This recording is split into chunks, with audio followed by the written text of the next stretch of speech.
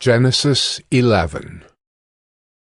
Now the whole earth had one language and the same words, and as people migrated from the east, they found a plain in the land of Shinar and settled there. And they said to one another, "Come, let us make bricks and burn them thoroughly." And they had brick for stone and bitumen for mortar. Then they said, "Come, let us build ourselves a city and a tower with its top in the heavens, and let us make a name for ourselves, lest we be dispersed over the face of the whole earth." And the Lord came down to see the city and the tower which the children of man had built. And the Lord said, "Behold, they are one people, and they have all one language. And this is only the beginning of what they will do. And nothing that they propose to do will now be impossible for them.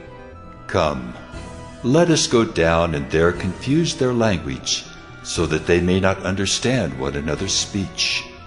So the Lord dispersed them from there over the face of all the earth, and they left off building the city.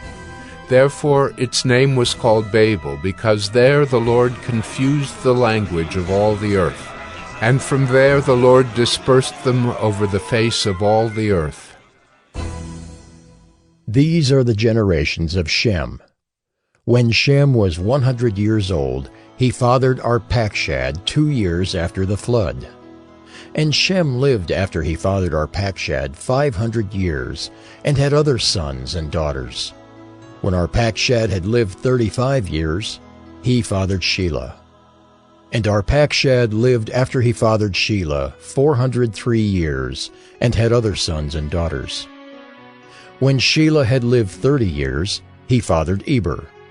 And Shelah lived after he fathered Eber 403 years, and had other sons and daughters.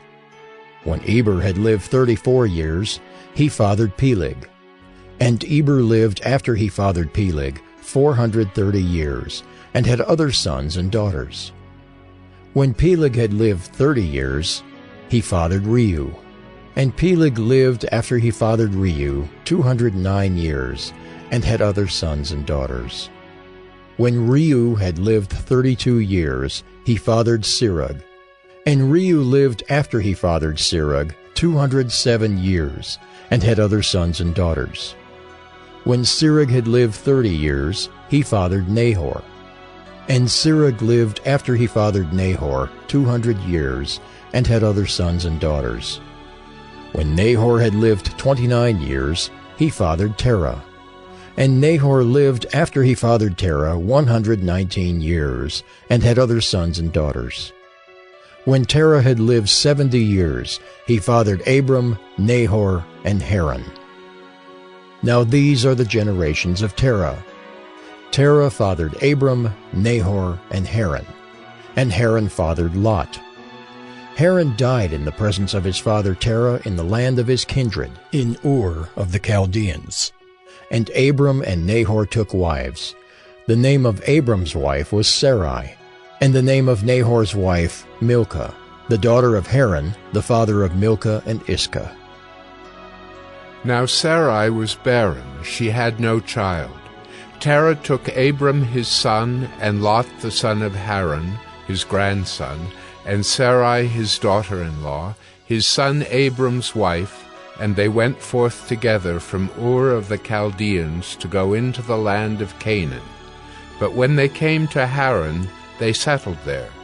The days of Terah were 205 years, and Terah died in Haran.